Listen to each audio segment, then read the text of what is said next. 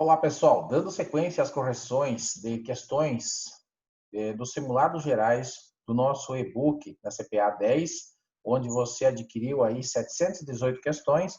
Hoje eu vou estar corrigindo as questões do simulado geral 3. Você já sabe como funciona, já para quem fez o 1 e o 2, agora estamos corrigindo as questões do simulado geral 3. Se você gostou deste material, lembra lá que no mesmo lugar que você comprou este e-book, você tem acesso ao e-book do curso completo e bem como as aulas gravadas de todo o curso, com links para oportunidades do mercado financeiro, depoimentos de pessoas que já fizeram as provas da Ambima e quais foram as dificuldades e as dicas deles para você conseguir passar na prova de primeira, bem como também uma série de simulados e exercícios e atividades, e você vai ter o direito de participar comigo das aulas online exclusiva VIP, no grupo VIP que eu tenho no Instagram não, no WhatsApp e também no Telegram, para que você possa tirar dúvidas diretamente comigo, né? A gente resolve questões e tira dúvidas dentro desses grupos, que são exclusivos para quem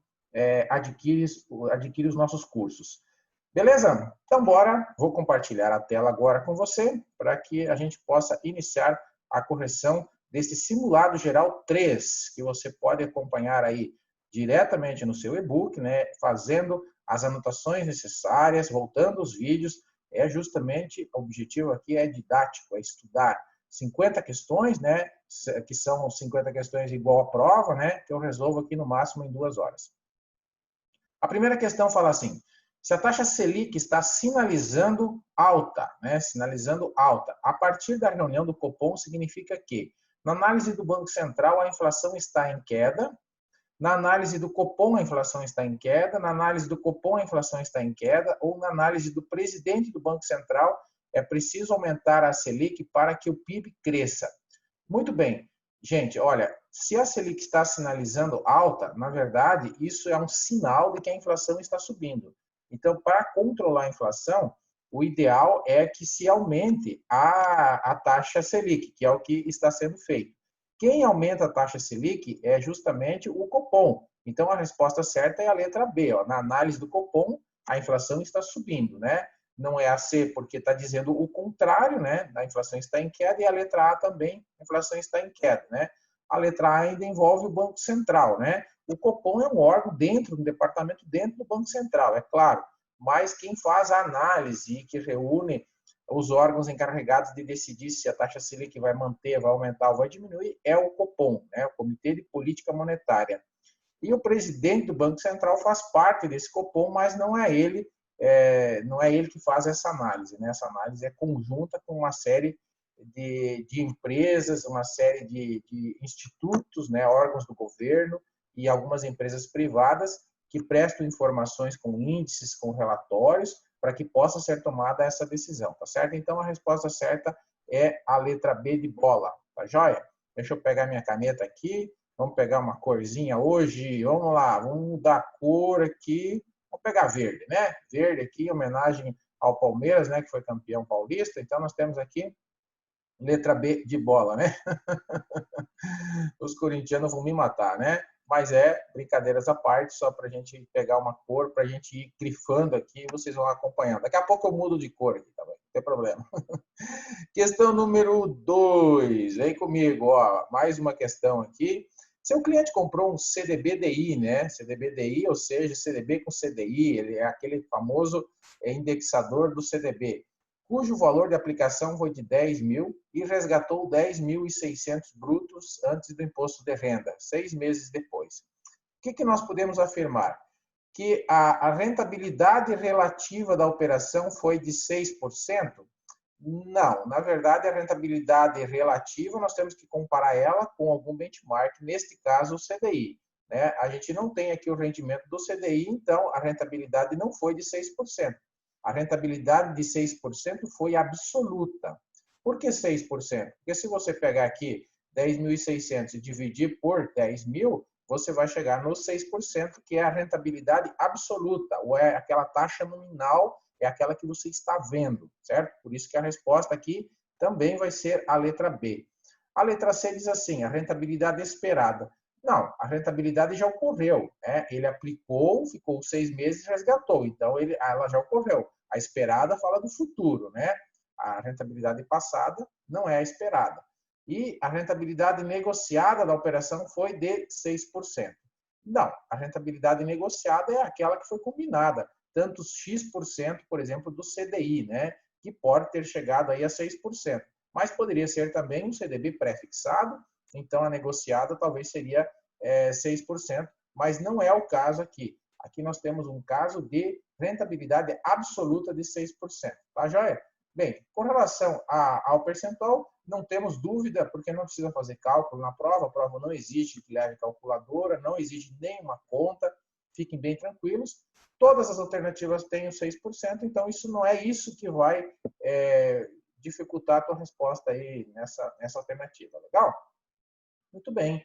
Alternativa número 3, né? Número 3, nós temos aqui, vamos lá, vamos para a cor vermelha agora, né? Que também ajuda.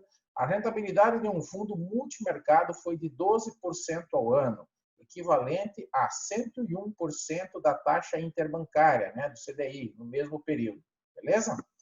Ele quer saber aqui, respectivamente, com relação à rentabilidade. Então, ele quer saber se esse 12% e esse 101%, se isso aqui é taxa observada, esperada, relativa, nominal, aquela coisa de taxas, né?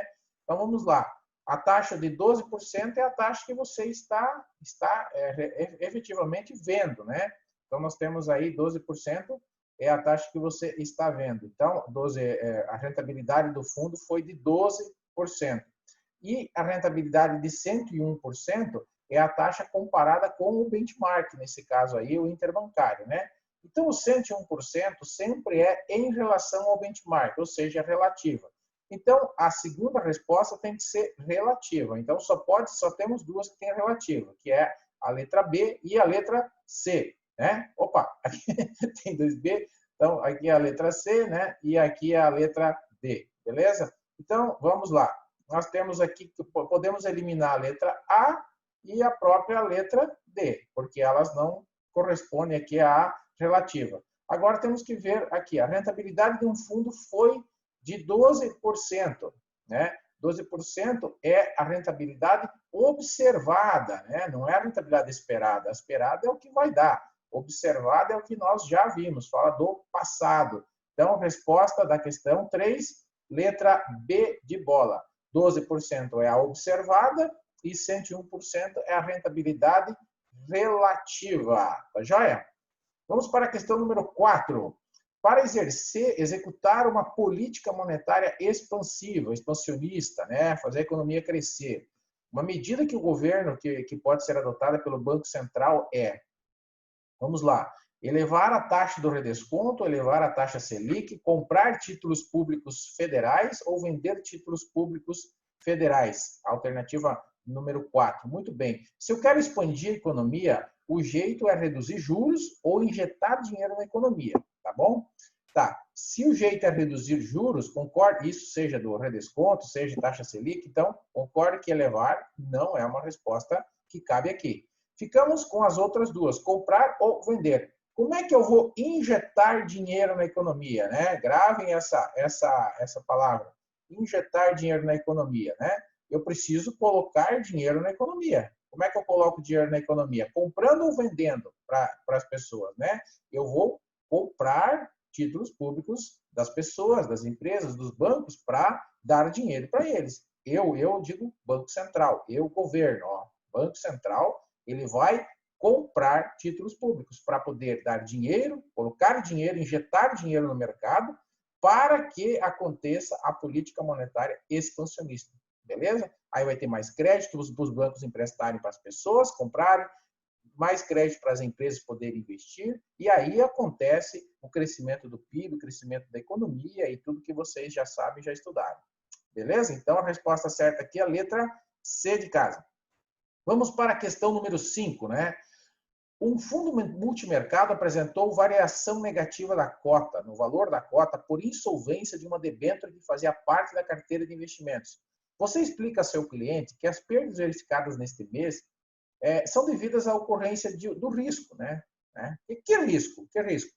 Gente, quando fala de inadimplência, nós estamos falando de risco de crédito. Então, aqui nós estamos falando, ó, apresentou por insolvência, né? Insolvência quer dizer uma empresa está falindo, está quebrando, está com problemas financeiros. Então, isso nos leva ao risco de crédito, tá? Risco de crédito tem a ver, ou é sinônimo de inadimplência, de problemas com relação ao seu conceito de crédito, que é o seu rating está afetado. Se um país, por exemplo, sofreu lá um rebaixamento da sua nota, né, que tem o A, tem o B, tem o C, né, que são as agências de rating que colocam, atribuem essa nota para as empresas e para os países de acordo com a sua capacidade de pagamento, né? Se ocorre um rebaixamento, ou seja, vem do B para o C, isso significa que a empresa está numa situação financeira pior, tá certo? E isso aumenta o risco de crédito. Então, para essa empresa captar dinheiro no mercado, ela vai precisar pagar juros maiores, né? Então, se o investidor quiser correr mais juros, ele compra uma debênture com classificação C. Se ele quer correr menos juros, menos riscos, ele compra uma debênture com classificação A ou B e assim por diante, tá? Então, aqui a resposta certa, a letra D de dado. A questão 6, já vamos pegar aqui na sequência que está na tela, ela diz assim, qual será o impacto para o investidor quando o valor mobiliário escolhido para a aplicação de recursos não tem liquidez? Lembrando que valor mobiliário são ativos negociados na Bolsa de Valores, no mercado de balcão, como ações, debêntures, por exemplo, e opções, né? Então, nós temos aqui, de novo, 4 alternativas, né? 4 suposições, e nós temos que escolher apenas as que estão certas e excluir as que estão erradas. Então, nós queremos saber aqui, quando o investidor, quanto ao valor mobiliário escolhido para aplicação de recursos, não tem liquidez, o que acontece? Poderá ter sua rentabilidade comprometida, né? Sim, com certeza, porque todos os riscos eles podem comprometer a nossa rentabilidade, tanto o risco de liquidez, como de crédito, como de mercado. Então, se eu não tenho liquidez, eu posso ter a minha rentabilidade comprometida, sim. Mas como assim? Pensa comigo, você comprou um negócio, comprou um título, um ativo, uma ação, uma debênture, e você não consegue vender porque não tem ninguém querendo comprar. Concorda que o preço vai cair? Mesma coisa você querer vender teu carro, por exemplo, e você não consegue vender, não tem nenhum comprador. É o mercado, na verdade, que determina os preços das coisas, né? Pela lei da oferta e da procura. Então, se não tem ninguém querendo comprar, você vai ter que baixar o preço. Baixando o preço, isso vai interferir na tua rentabilidade. Resposta certa, número 1, então, ok. Número 2, o risco de liquidez não existe em ativos de renda variável. Opa, isso não é verdade. Existe sim, eu acabei de falar. Ações, por exemplo, acontece muito. Tem lá o book de ofertas dentro do teu home broker e lá aparecem, inclusive, todos os valores negociados diariamente. Então, nós temos ações que têm um volume de negociação muito alto, em bilhões de reais diariamente, e tem ações que negociam apenas na casa dos milhões de reais, né? Então, isso significa que uma tem mais, outra tem menos liquidez, tem mais gente querendo comprar. Então, tem sim, na renda variável, tem sim risco de liquidez. Portanto, essa aqui não está correta. Número 3, poderá obter preços arbitrariamente definidos pelo mercado. É verdade, é isso que eu expliquei, né? O preço é quem atribui ao mercado. E a número 4 está certa também. E a número 4 deverá estabelecer um preço desejado, pois não há referência de mercado, né? Você pode até colocar uma ordem lá, uma ordem com o preço que você quer, mas só vai surgir um comprador se ele gostar do teu preço. Caso contrário, quem define o preço, na verdade, é o mercado, são compradores e vendedores. Então, a resposta certa aqui é a letra B, 1 e 3, tá joia? Beleza? Então, vamos embora, vamos fazer mais questões aí. Vamos à questão número 7. Né? Embora todos os riscos estão relacionados entre si, é importante para a sua prova que você consiga diferenciar o risco de crédito, de mercado e de liquidez. O risco que advém da possibilidade de ocorrerem perdas causadas por movimentos desfavoráveis nos preços de ativos financeiros é denominado risco de mercado, operacional, de liquidez ou de crédito. Pessoal, sempre que falar em preços, oscilação de preços, variação de preços, nós temos risco de mercado, tá bom? Risco de crédito, eu já falei, né? Associado com a inadimplência. Risco de liquidez, associado com a dificuldade de você vender algum ativo teu. E o operacional, ligado aí a questões questões de execução de ordens, questões mais administrativas e operacionais mesmo, de sistema, né? E aqui nós temos como resposta a letra A, então, de mercado. Associa o mercado sempre com oscilação de preços. Aí você já, eu gosto muito de fazer analogia. Então, mercado com preços, liquidez com dinheiro, né, com a possibilidade de transformar em dinheiro, e crédito com inadimplência. Então, você tem 3 aí formas de você lembrar na hora da prova. Questão número 8, considerando os títulos e valores mobiliários abaixo, quais não apresentam risco de crédito? Ó, a perguntinha está falando quais não apresentam risco de crédito. Então, vamos colocar um pouquinho mais para cima aqui, ficar ligado aí nessa questão. Vamos lá? Quais que não têm risco de crédito? CDB de banco de primeira linha e ações de grande liquidez. Nossa, ainda coloquei 2 em cada alternativa, uma questão importante, né? Então, essa é a número 8 aqui. É o seguinte, ó. O que não tem risco de crédito? Só ações, tá bom? No mercado. Ações não têm risco de crédito. Por quê? Porque as ações, elas, quando você compra uma ação, você se torna sócio da empresa. E concorda que quando você monta um negócio, na verdade, e a pessoa que coloca dinheiro no negócio, ela não está devendo nada, a empresa não fica devendo nada para ele. Se a empresa não der certo, na verdade, você perde aquele investimento. Quando você compra um CDB de um banco, seja de primeira linha ou de segunda linha, um banco grande, um banco pequeno, você está emprestando dinheiro para aquele banco. Aquele banco vai registrar o teu valor no passivo dela, no patrimônio, lá no balanço patrimonial. E se esse banco tiver problemas, você vai acionar o FGC ou você vai, na verdade, acionar na justiça para tentar receber esse dinheiro. Ou seja, o banco fica devendo para você, tá bom? Então, a letra A não é por isso, tá? A letra B, ações de grande liquidez e títulos públicos federais. Ele está dizendo aqui que não aponta o risco de crédito. Não, ações, seja de grande liquidez ou de pequena liquidez, realmente não tem risco de crédito. Mas títulos públicos têm risco de crédito, sim. É muito pequeno, a probabilidade de um governo quebrar é muito pequena, então nós temos aí, mas existe o risco de crédito, não podemos desconsiderar, né? Porque também temos países maiores, países menores que emitem títulos públicos, países que também têm mais dificuldade, menos dificuldade financeira, e isso pode terá problema na hora de resgatar o título, né? Letra C, títulos públicos, de novo, eu já disse, né, que não é, né? E letras hipotecárias, que também têm risco de crédito, então a certa é a letra D. Ações de pequenas e grandes empresas.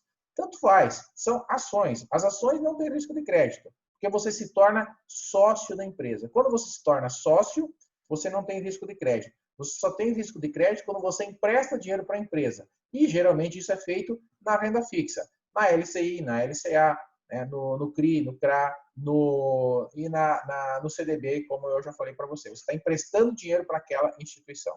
Tá joia? Fica ligado que isso é muito importante. Questão número 9 é uma questão sobre matemática. Então, vamos ver o que ela fala aqui. Tem uma tabela, né? Observe a tabela, a evolução de um capital que terá seu capital corrigido pela taxa de 8% ao ano, pelo prazo de 4 anos. Que regime de capitalização de juros foi utilizado? É só isso. Quer saber se ele usou regime simples ou composto, né? Então, aqui nós temos os 4 anos, né? O saldo no início do ano, o juro de 8% e o saldo no final do ano. Então, no início do ano, eu tinha R$1.000, né? Se o juro é 8%, no início eu tinha 1.000 vezes 8, 1.080, beleza? No segundo ano, eu comecei com 1.080, apliquei mais 8% e ganhei mais R$80, então eu fiquei com 1.160. No terceiro ano, eu parti de 1.160, que eu tinha no final do ano passado, e coloquei mais 8%, né, de juros, ganhei mais R$80, né? 8% sobre 1.000, mais R$80. Então, eu tenho 1.240. E no quarto ano, eu peguei os 1.240, né? Aqui, a partir dos 1.240, apliquei 8% sobre 1.000, somei aqui, ganhei mais 80, somei com os 1.240, então eu tenho 1.320. Ou seja, todos os anos, eu apliquei 8%, que é a taxa, sobre o mesmo capital. Quando isso acontece, significa que eu usei o juro simples, porque não tem juros sobre juros. Se fosse juros sobre juros, juro composto, eu teria que ter usado aqui os 1.080, né? Vou colocar aqui os 1.080, aqui os 1.160 e aqui o 1.240, né? Porque daí eu estaria considerando juros sobre juros. Pode ver aqui. Então, é só olhar para essa coluna do meio aqui, ó. 8% sempre sobre 1.000. Então, eu usei juros simples, crescimento linear, né? Porque o exponencial é o composto. Então, não é a letra A e nem a letra D. E crescimento exponencial é quando tem expoente, tá bom? Então, juro composto tem expoente. Juros simples é linear. Sempre a mesma coisa. Ele ganhou R$80 de juros todo ano. Não mexeu em nada. Isso é linearidade, ou seja, segue em linha, né? Por que não é a letra C? Ele está falando que é juro composto. Está falando crescimento linear, mas está falando juro composto. Então não dá, é o contrário, né? Show de bola. Beleza? Uma boa questão aí, né? Parece difícil, cheio de números, mas analisando aí começa a ficar mais fácil, né? Espero que você tenha entendido. Volte aí no vídeo para nós darmos para você olhar de novo se você não entendeu. Questão 10. Escolha dentre os investimentos abaixo aquele que provavelmente apresenta maior liquidez. Muito bem. Maior liquidez. Ações de segunda linha, né? Fundos de investimento com carência, fundos DI de curto prazo ou debêntures com prazo de 8 anos. Questão número 10. Olha, pessoal, em relação à liquidez, essa questão é muito importante, né? Então, tem ativos que têm mais facilidade de transformar em dinheiro e menos. Antes eu dei o exemplo das ações. E ações, por exemplo, a gente chama as ações de blue chips, são as que compõem o índice Bovespa, geralmente, são as que têm maior volume de negociação na bolsa, são as de primeira linha, né? Elas têm mais liquidez que ações de segunda linha, tá? Então, dentre as opções que eu tenho aqui, as ações de segunda linha não é uma opção boa, né? Porque elas realmente, elas não têm tanta liquidez assim. E comparado com as outras alternativas aqui, então, nem se fala, né? Um fundo de investimento com carência, se ele tem carência, ele não tem também uma boa liquidez, tá? Como nós temos a opção C, que é um fundo de investimento DI, e DI geralmente investe em ativos com rentabilidades diárias e com possibilidade de resgates diários, e ainda por ser de curto prazo, essa é a opção certa. Essa é a opção que te dá maior possibilidade de liquidez. Porque a letra D também, uma debênture com prazo de 8 anos, concorda que pelo prazo longo e tal, ela não tem uma facilidade de transformar isso aqui em dinheiro no tempo que você quiser por um preço justo. Se você resgatar antes, você pode ter marcação aqui ruim contra você, então isso aqui não é, porque ter liquidez é você, o que significa liquidez? É você poder vender algo, é você poder transformar um bem teu, seja um bem imóvel, seja um carro, seja um ativo de valor, um valor mobiliário, transformar em dinheiro por um preço justo a qualquer momento. O que é um preço justo? É que você tenha lucro, que você venda por um valor maior que você comprou, pelo menos isso, né? E se você não consegue fazer isso, a gente fala que você não tem liquidez, tá bom? Liquidez não é você vender por qualquer coisa, né? Entregar a preço de banana. Na verdade, vender é vender bem. Número 11. Quanto menor for o prazo de um investimento, tá? Quanto menor for o prazo. Então, o que nós temos aqui na número 11? Nós temos o seguinte, quanto menor é o prazo, na verdade, você tem aqui, menor tende a ser o retorno, né? Porque quanto maior o prazo, maior o risco. Quanto maior o risco, maior o retorno. Porque eu fico mais tempo no ativo, eu fico mais tempo exposto às oscilações, aos riscos de crédito, de mercado, de liquidez. Então, quanto menor for o prazo, menor também será o rendimento. Tá? Então, a letra A não é porque está dizendo o contrário. Maior será o risco? Não. O risco é maior quando o prazo é maior. Maior será o retorno? Também não, porque quanto menor o prazo, menor o retorno. E aqui está falando, menor será a liquidez do investidor. Também não, porque se o prazo é menor, eu tenho mais facilidade de liquidez, né? Daqui a pouquinho eu já estou resgatando esse dinheiro aí e já posso partir para fazer o que eu quiser com o meu rico dinheirinho, né? Questão número 12. Número 12 diz o seguinte, com relação ao horizonte de tempo de investimentos, é correto afirmar que horizonte de tempo, só para clarear para vocês aí, é o tempo que o investidor tem disponível para deixar o dinheiro aplicado. Isso deve ser pedido para o cliente, né, quando você faz o API dele na primeira aplicação. Então, vamos às respostas aqui, as alternativas. Investidor cujo objetivo de investimento é duplicar o capital, deverá privilegiar o curto prazo e baixo risco, né? Não, tá tudo errado, né? O horizonte de tempo não tem nada a ver com isso aqui. E outra, se ele quer duplicar o capital, né, ele quer crescimento de patrimônio, ele investir em curto prazo e baixo risco, não vai acontecer isso, né? Quem quer duplicar o capital tem que optar por investimentos com riscos maiores. Letra B. Investidor que busca investimentos de longo prazo está priorizando a liquidez e reduzindo o risco, né? Investimento de longo prazo não prioriza a liquidez, na verdade, como a gente já falou naquela debênture de 8 anos. Então, você não tem prioridade de liquidez. Quem investe a longo prazo, como previdência privada, por exemplo, você tem o objetivo de deixar o dinheiro guardado por um longo período para atender às suas necessidades futuras. Então, não é a letra B também. Vamos ver, então, a letra C. Deixa eu passar a tela aqui. Letra C. O investidor com idade acima de 65 anos deve aplicar no curto prazo e em ações, pois não tem muito tempo para rentabilizar o capital. E a letra D, investidores idosos não devem manter grande alocação em investimentos com alto risco de mercado. Muito bem, aqui a pergunta é sobre horizonte de tempo em investimentos. Então, a letra C também está correta, na verdade, que é mas não é a questão certa, a alternativa certa, porque a questão aqui está falando sobre horizonte de tempo, né? Aqui ele está falando sobre a questão da idade do investidor, né? 65 anos, deve aplicar no curto prazo e em ações. Cara, se a pessoa tem 65 anos, né, não que seja idoso, não que seja velho, mas geralmente não são indicados investimentos com risco alto, como as ações, porque ele não tem muito tempo justamente pela frente aí para rentabilizar o seu capital. Então, se passar aí por uma pandemia ou por uma queda muito acentuada nas ações, ele pode precisar do dinheiro para uma cirurgia ou para uma viagem ou por algum motivo para ajudar alguém, e ele não terá condições de sacar essas ações. Então, não é o indicado para ele, tá bom? Por isso que a resposta certa é a alternativa D. Investidores idosos não devem manter grandes alocações em investimento com alto risco de mercado, que é o que eu acabei de explicar na alternativa C, tá bom? Questão número 13. A utilização de um índice de referência, benchmark, para um fundo de investimento. O que significa isso?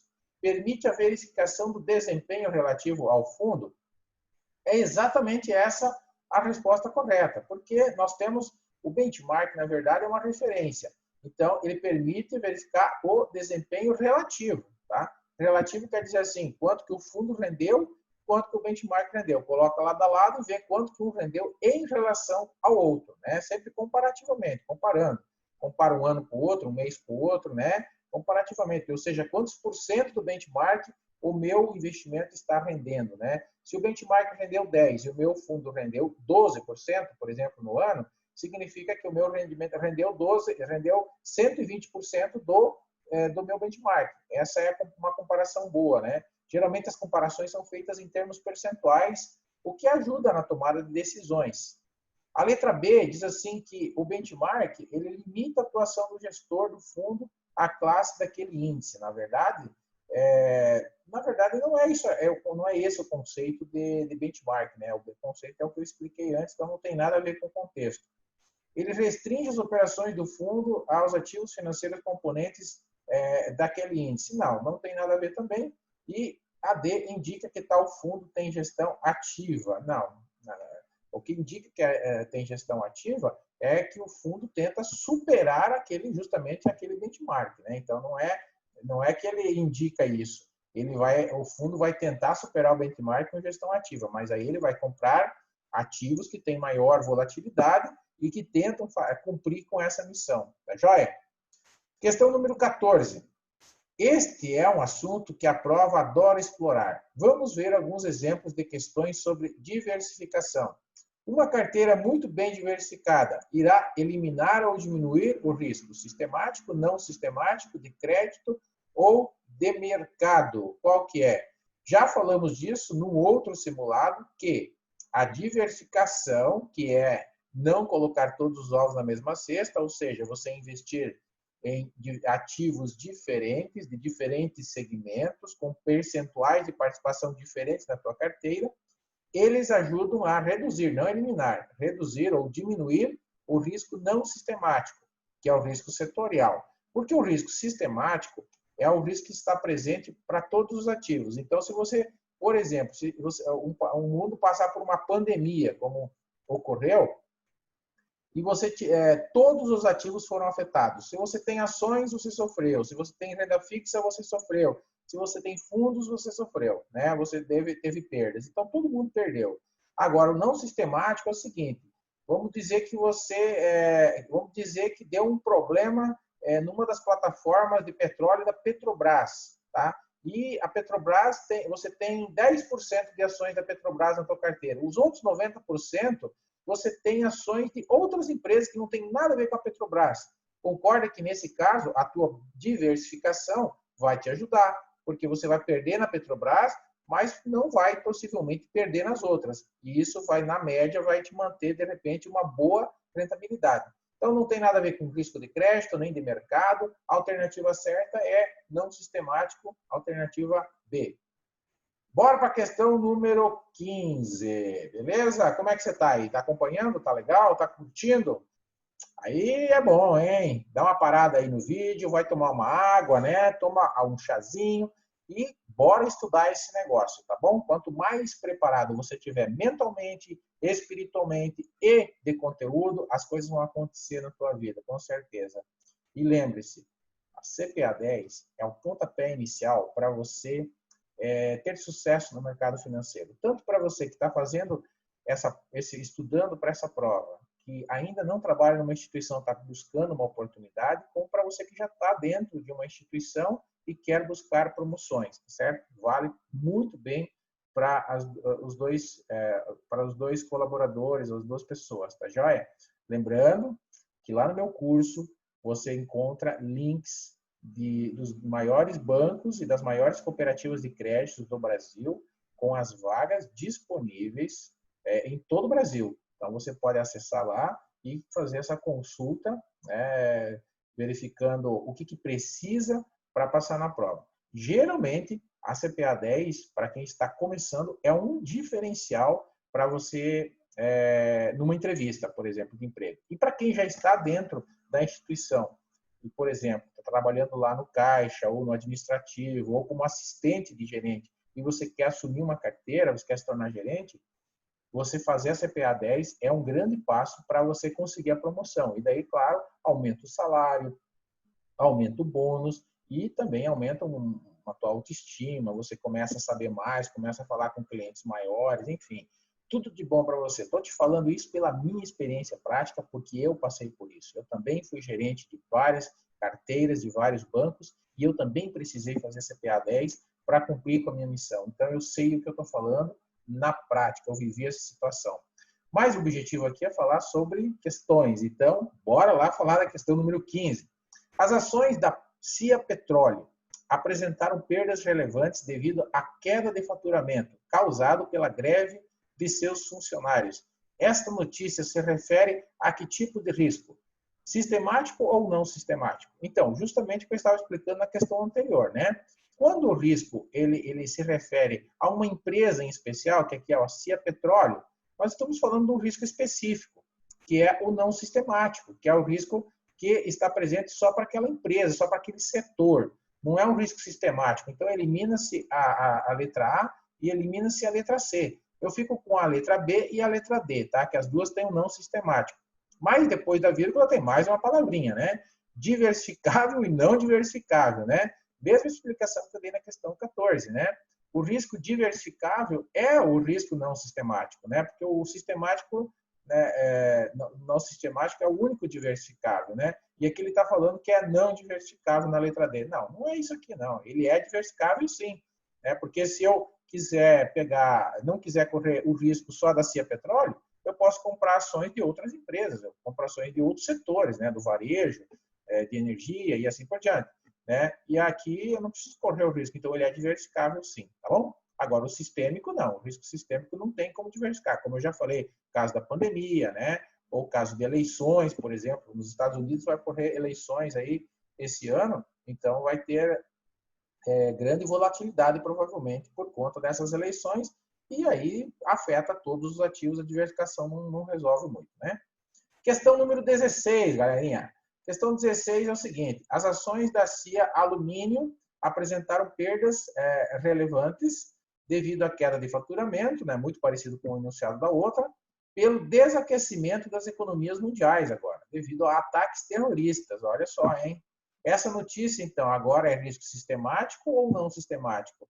Esse assunto é muito cobrado na prova, por isso que eu insisto, coloco bastante questões disso aqui, né? Às vezes fica chato, meio repetitivo, mas é uma forma de você estudar e de você gravar também, né? Então, olha só, agora sim, ó, economias mundiais, né? Ataque terrorista, isso aqui é risco sistêmico, isso não tem o que fazer, não é diversificável. Então, aqui não adianta você ter vários ativos distribuídos em várias cestas. Não vai resolver, porque ocorreu um desaquecimento mundial, né? Aqui a gente pode até lembrar daquele ataque que ocorreu em 2001, né, das Torres Gêmeas nos Estados Unidos, que foi um problema mundial. Teve a pandemia do coronavírus.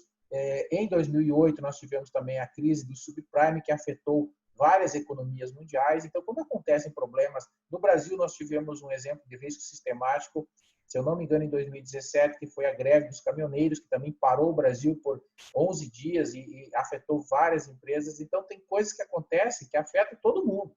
E esse é um exemplo de risco sistemático e não tem diversificação para ele. Tá, joia? Beleza? Curtiu essa? Então, vamos para a questão 17. O PIB, Produto Interno Bruto de uma economia, representa em valores monetários e para determinado período a soma de todos os bens e serviços, né? Deixa eu colocar um pouquinho mais para cima aqui para ficar melhor, né? Para mim e para você. Representa a soma de todos os bens e serviços, tá? Esse está dizendo aqui com relação ao PIB. Agora eu quero saber se isso aqui tem a ver com se os bens e serviços são a preço de custo, a preço de mercado, intermediários ou finais. Bem, primeira coisa, no conceito do PIB, a gente fala lá que é a soma de bens e serviços finais, tá? Não são intermediários, né? Então, finais quer dizer só o valor agregado. Então, elimina-se a letra A e elimina-se a letra C, que está falando de intermediários. Fiquei com a letra B e a letra D. Concorda que já fica mais fácil para me identificar? Qual é a diferença entre a letra B e a letra D? A letra B fala preço de custo e a letra D fala preço de mercado, valor de mercado. Sempre a valor de mercado, tá certo? A resposta certa, alternativa D, valor de mercado, né? Não é quanto eu paguei pelo produto. Claro que eu vou ter que descontar, para esse cálculo é descontado, é só pego o valor agregado pela ótica da despesa, né? É descontado os valores, por exemplo, da matéria-prima, né? Vamos supor que um padeiro, né, uma padaria, comprou o trigo, né, de uma cooperativa ou do agricultor para fazer o pão. Então, ela precisa e vende, comprou por 10 e está vendendo o pãozinho lá por 15. Na verdade, ela agregou ao PIB só R$5. Os 10, que é da matéria-prima, do trigo que ele comprou, já foi contabilizado para o PIB lá quando a cooperativa vendeu para a padaria, tá certo? Então, só conta uma vez, beleza? Esse é o conceito de valor agregado do PIB aí sobre a ótica da despesa, né, da demanda. Número 18. A diferença entre as taxas de juros nominal e real é dada pela taxa de câmbio, inflação, juros básica ou desconto. Bem, a gente já analisou juntos algumas questões aí sobre taxa de juros real e taxa de juros nominal. E a diferença entre elas é a inflação, né? A inflação. Ou seja, quanto que meu dinheiro de hoje vale no futuro, né? Eu tenho que desconsiderar aí a inflação. Para isso, normalmente, para calcular a taxa real, tem uma fórmula chamada fórmula de Fischer, né? A gente divide o quê? A taxa nominal, né, pela inflação. Essa é a fórmula da taxa real. Eu não posso simplesmente descontar uma da outra, né? Eu tenho que dividir. Mas o resultado dessa divisão será um pouco menos que a diferença, né? Eu já te dei essa dica, né? Essa dica é boa. Isso é um pouco menos que a diferença. E a prova não vai pedir para você fazer cálculo. Então, é só ficar ligado na diferença e assinalar a questão que vai pedir um pouco, que vai sinalizar para um pouco menos que a diferença, né? Não precisa se preocupar em fazer cálculos. Eu só demonstrei aqui para a gente, talvez algumas pessoas gostam mais de visualizar pela fórmula, né? Não tem problema. Lembrando sempre que quando você usar fórmulas, você precisa sempre dividir o percentual por 100 e acrescentar o número 1, né? E depois fazer o contrário, para voltar para o percentual, descontar o número 1 e multiplicar por 100. Por 100, por quê? Por cento, né? Para transformar em percentual novamente, beleza? Se você não fizer isso, multiplicar por 100, o valor que você encontra vai estar em reais. Então, essa que é a diferença. Isso é conceito matemático, na verdade. Nós não vamos usar, como eu falei, cálculos aqui, mas eu só estou explicando. Questão 19, né? Essa aqui que você estava esperando. Um cliente foi até a sua agência para perguntar se a Previdência tem alguma garantia de remuneração. Seu gerente explicou que, muito bem, boa questão. Existem alguns planos antigos do tipo VGBL e PGBL que têm rentabilidade garantida de inflação mais 6% ao ano. Vamos ver. O VGBL e o PGBL são estruturados como fundos de investimento e não há garantia de rendimento. Apenas o plano do tipo PGBL tem garantia de rendimento, apenas o plano do tipo VGBL tem garantia de rendimento. Galera, não tem garantia de rendimento. A Previdência, tanto o VGBL como o PGBL, não tem garantia. É que não, como se fosse um fundo, na verdade, você coloca o dinheiro lá e você fica esperando o bom trabalho do gestor para que tenha a rentabilidade, né? Beleza? Então, não tem aqui nenhum tipo de garantia, tá bom? De rendimento. VGBL e PGBL nós vamos estudar, né, no módulo da Previdência, que é o módulo 7, mas o VGBL é aquele indicado para pessoas que fazem a declaração simplificada, né? Declaração para imposto de renda, e o PGBL é indicado para quem tem rendas maiores, né, e que faz a declaração completa. Aí ele tem a possibilidade de deduzir até 12% da base de cálculo do seu imposto de renda com seus aportes e contribuições. Tá? Essa é a ideia do PGBL e do VGBL, que é assunto da Previdência.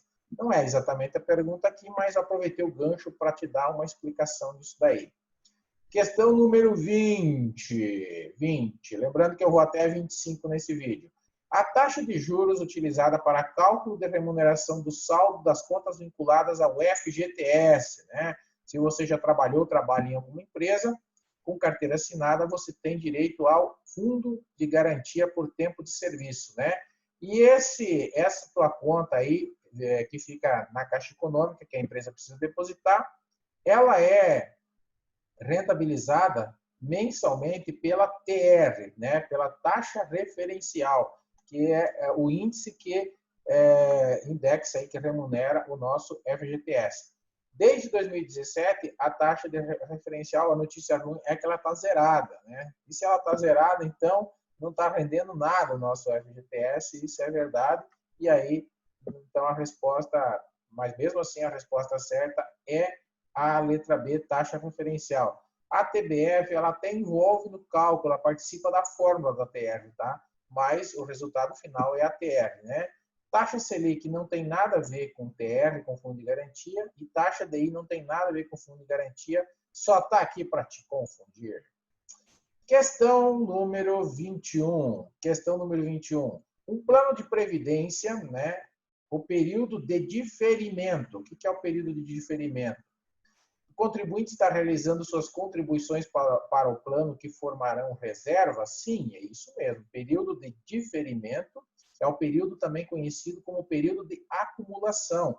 É o período que o investidor deposita, faz aportes nos planos de previdência, né, para chegar lá na frente e transformar em renda, né, que daí é um outro período, é o período de renda, o período de recebimento ou de pagamento do benefício, né. A letra B não é porque ela diz assim, o contribuinte não pode fazer resgate dos seus valores. Não é verdade, porque no período de diferimento que o cliente está contribuindo, depois de respeitado o prazo de carência do plano, ele pode resgatar sim, a cada 60 dias ele pode fazer resgates dos seus valores ou até resgatar todo o valor, né? O dinheiro é do contribuinte, o dinheiro é do investidor. Não é como a previdência oficial, que a gente contribui com o INSS e a gente não pode resgatar. Aqui na previdência privada, você pode resgatar sim. Letra C. O contribuinte está recebendo a renda. Não. O contribuinte só passa a receber a renda, como eu expliquei, quando terminar o período de diferimento e ele transforma o seu benefício, então o seu capital em renda. E aí ele vai escolher o tipo de renda, né, que ele quiser, ele pode ser uma renda vitalícia ou temporária, e isso vai ser escolhido pelo participante, né? E aí ele vai passar a receber a renda dele mensalmente, beleza? Tá? Então não é essa a alternativa C. E a letra D está dizendo que o contribuinte está recebendo o resgate dos benefícios. É muito parecido com a letra C, né? Não, ele não está recebendo nada. O período de diferimento é o período que ele está pagando, ele está contribuindo. Beleza? Está formando patrimônio, está formando fundo. Questão número 22.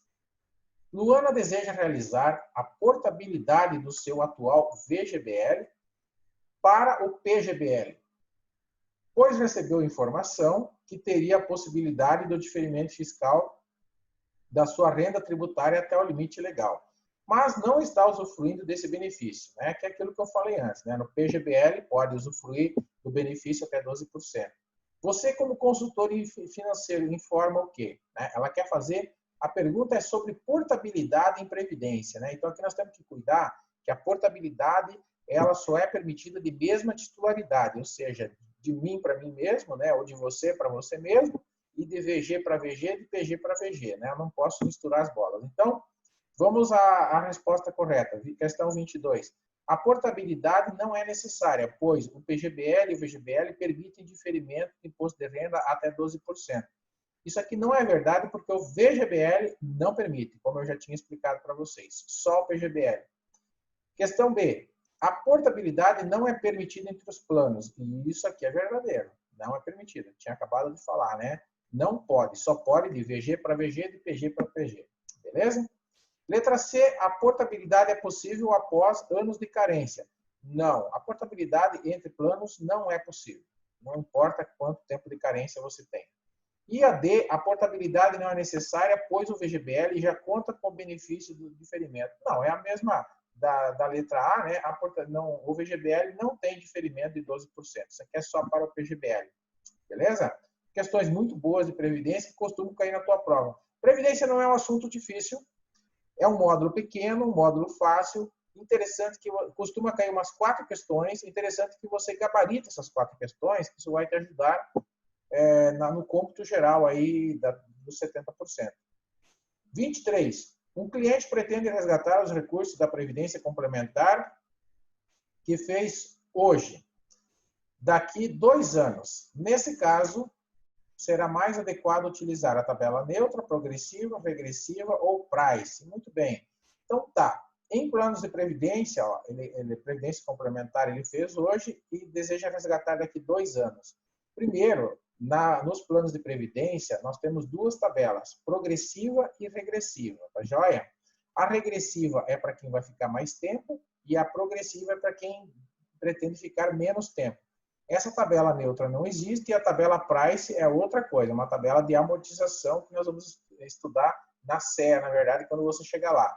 Ficamos entre a progressiva e a regressiva. Bem, eu já respondi, né? É a letra B. Progressiva é a resposta certa, tá bom? Que é a progressiva, você resgata pagando menor. Se ele quer resgatar daqui 2 anos, ele vai pagar menos imposto de renda do que se resgatar na progressiva, né? A progressiva, ela é ideal para quem pretende ficar com o plano de previdência por períodos maiores que 10 anos, na verdade. Então, nesse caso, não é indicado aqui a regressiva e sim a progressiva. Questão 24. A carteira teórica do Ibovespa, né? O que é isso? Carteira teórica do Ibovespa. Vamos lá. Ela é alterada apenas a cada 6 meses? Bem, vamos relembrar um pouquinho o que é a carteira teórica do Ibovespa, né? É uma carteira que... Vocês sabem que na Bolsa Brasileira existem mais de 300 empresas que abriram seu capital e vendem ações na Bolsa de Valores, tá? Dessas 300 empresas, vamos facilitar a conta aqui, existem algumas delas que têm um volume maior de negociação e que participam do maior número de pregões. Pregões são as negociações que acontecem todos os dias na Bolsa. Muito bem. Essas empresas dão mais ou menos umas 50, que são as chamadas blue chips, essas que têm o maior volume de negociação. E elas formam uma carteira teórica. Por que teórica? Porque, na verdade, é só para acompanhar o índice da Bolsa, mas elas não é negociado esse índice, apesar que hoje nós temos um índice de ETF do BOVA11, mas aí é um outro conceito, o conceito de ETF, né? A carteira teórica não é negociada, é apenas um índice de referência, que é o índice da Bolsa, né? E ele é medido a partir dessas 50 empresas. Muito bem. A cada 4 meses, a Bolsa faz uma revisão para ver se aquelas empresas que nos últimos 4 meses ainda continuam atendendo a esses requisitos, de participar da maioria dos pregões e de movimentar mais de 80% do volume financeiro. Então, não é a cada 6 meses a alteração da carteira, elimina-se a letra A. Ela é definida somente a partir do valor de mercado das ações. Não, como eu falei, o que determina é a liquidez, a negociação. Então, a certa é a letra C, ó, com base na negociação, né? Participação dos pregões e volume de dinheiro. Quanto mais volume, aí entra. Então, tem empresas que a cada 4 meses podem entrar no índice e tem empresas que podem sair do índice. Isso acontece, né? Porque as empresas, o negócio é dinâmico, né? Tem empresas que passam por dificuldades e aí o investidor se afasta. E a letra D é composta por todas as ações negociadas na Bolsa. Eu já disse que não, que é só 50, é que é mentira, né? Então, não é essa aqui, porque nós temos aí em torno de 300 empresas sendo negociadas na Bolsa. Muito bem, chegamos à última questão deste primeiro vídeo, né? Das nossas alternativas aqui, das nossas questões relacionadas ao nosso simulado geral 3 do e-book CPA 10. Pedro tinha os seguintes investimentos no banco, professor Cláudio. CDB no valor de 25 mil, fundo de ações no valor de 15 mil, LCI no valor de 30 mil. O banco, professor Cláudio, sofreu liquidação extrajudicial. Quebrou, né? Quebrou. Por isso que está vendendo curso agora, né? Porque o banco quebrou. Brincadeira. O valor que o Pedro receberá do FGC, o Fundo Garantidor de Crédito, vai ser de 60 mil, 70 mil, 35 mil ou 55 mil. Alternativa, questão número 25. O que você acha aqui, né? Bem, aqui eu tenho que lembrar do conceito do que tem cobertura do FGC e o que não tem cobertura do FGC. Então, vamos lá. CDB. CDB tem cobertura do FGC? CDB. CDB tem cobertura do FGC? CDB tem. Quanto que ele tem no FGC? 25 mil. Então, o CDB entra. Fundo de ações tem cobertura do FGC? Não. Fundo de ações, fundos de investimentos não tem cobertura do FGC. Então, esse aqui não entra. LCI. LCI é emitido por bancos. Produtos bancários geralmente tem cobertura do FGC. Então, o LCI também, né, letra de crédito imobiliário, também tem cobertura do FGC, que no caso aqui é 30 mil. Somando esses dois, nós chegamos ao valor de 55 mil. Qual que é a resposta correta? Letra D, 55 mil. Beleza? Essa é muito fácil, né? Só que temos que lembrar que, em geral, fundos, né, e ações também não tem. Não é só fundo de ações. Todos os fundos de investimentos não têm cobertura do FGC. E aí tem produtos ativos emitidos por empresas não financeiras, como debêntures, por exemplo, e notas promissórias também não tem esta cobertura, que são produtos que caem na tua prova. Beleza, galera? Então, vamos lá. Terminei agora as 25 questões aí iniciais desse simulado 3. Vou dar uma pausa, daqui a pouco a gente volta com o próximo vídeo resolvendo as questões 26 até a questão número 50. Um forte abraço, obrigado por estar comigo, espero que tenha gostado. Curta lá o @claudio.professor no Instagram, acompanhe nossas lives, acompanhe as nossas resoluções de questões ao vivo e também todo o material gratuito que eu posto lá para vocês estarem acompanhando para passar na prova de primeira. Um forte abraço a todos.